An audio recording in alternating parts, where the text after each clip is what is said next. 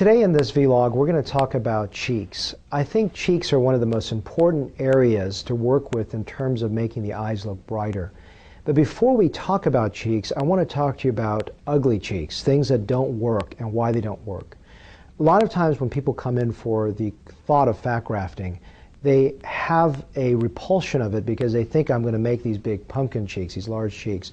In fact, the reason I'm doing this vlog is in the last 2 weeks alone, I've seen some women that have come through that have either had Sculptra, Radius, Restylane, some kind of filler, or fat grafting, all of which looked really, really bad. And the reason it looked bad is that they had big cheeks. So when you have the concept of fat grafting, I don't want you to have said, oh, I saw that fat grafting over there, it was terrible, or I saw that cheek being filled up, I don't want that kind of cheek. The problem with it is that, one, I don't make cheeks big. I make them full. I make them softer and balanced to the rest of the face. And that's the next point that's so important, because I saw this lady just yesterday come through my door, and she had her cheeks done with Sculptra, and they were about this big. They were really large. And she was a young lady, and she only had a little bit of hollowness around her eyes, but she really needed that balanced. And so the doctor that was going to help her was going to put Radius around the eyes, which in my opinion is just absolutely dreadful. It's something that is just not a good product around the eyes. But when you look at a cheek, it's got to be balanced. And how do you balance that cheek? Well, you got to think about the transition from the cheek to the eye and the cheek to below the cheek. And so filling that and sculpting that area so it's blended and harmonious is so absolutely important when you're looking at cheeks. I don't just want a big cheek. I want a cheek that looks balanced. So that is so important, is that when I was just looking at one of my colleagues' fat grafting work here in Dallas. I was going through his before and afters, and I was looking at these cheeks. They're just huge, and they're not balanced to the rest of the face. So fat grafting is not just about making big cheeks. So that is one big negative of making big cheeks, is not what I'm trying to do. I'm just trying to create balance and structure. So when you look at my work, you can really see that there's a seamless blending. So it's a very, very different perspective when it comes to cheeks.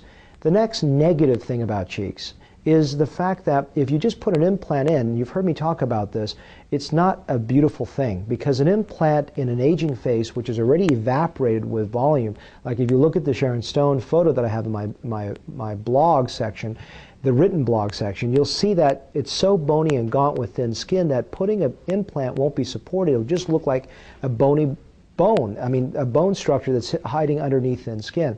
So that's not a good option either. So the other reason is that, remember this, a cheek implant, just like filling it up with Sculptra or Radius or Restylane or fat, you pull that cheek and you bring it out with the implant. Even if you can get pretty good volume and projection, the areas for the eye and the below it are now standing out even more, and it looks worse. So that's the other reason that a cheek by itself looks so very bad. Okay, now we've just talked about why a cheek volume or cheek fullness can look bad. Let's talk about why a cheek can look good and why it's so very important. I was just doing a consult about an hour ago, and a lady came in and she already had a brow lift and everything done, and not by me, and very hollowed out, changed her identity. And she said, you know what, I can really see the hollow under my eyes, and let's get some Restylane done. And for her, when you're looking at where the best place to do it, if I had just one syringe of Restylane to do, it would be your cheeks. And I said, well, wait a second, I just finished talking about not wanting to put too much here or there, right here, so that these two don't stand out. But when you're putting just a little bit of volume in, it really provides a nice balance in that area, so that if I don't have the option of doing fat, I'm just doing some Restylane and Perlane in that area, or Radius, for example, then a little bit of volume into the anterior cheek works so dramatically well to make the face look so much more rested. And yeah, so when someone says, I look tired, doc, what can you do? And you give me a multiple choice option to make them look less tired.